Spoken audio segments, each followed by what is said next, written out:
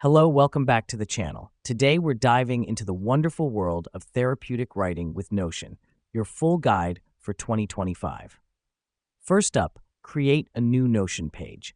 It's your clean slate, your blank canvas, setting the stage for your therapeutic writing journey. Creating a new page in Notion is a breeze. Simply click the plus new page button on the left sidebar.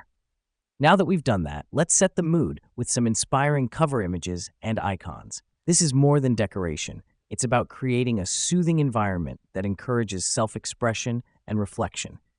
To add these, click the Add Cover button at the top.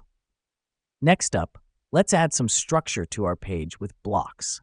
Blocks can be anything: headers, lists, or even images.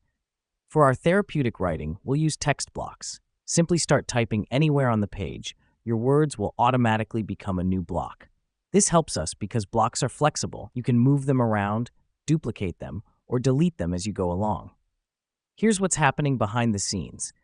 The simplicity of Notion allows your thoughts to flow freely without the interruptions of traditional writing tools.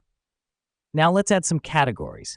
This helps us because it segments your thoughts, feelings, and experiences, making it easier to reflect and track your progress over time.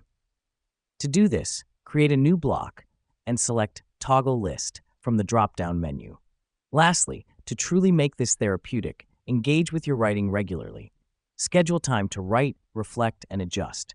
Remember, therapeutic writing is a process, not a one-time event. And there you have it, your very own therapeutic writing space in Notion. Remember to return to this safe haven whenever you need to express, reflect, and heal.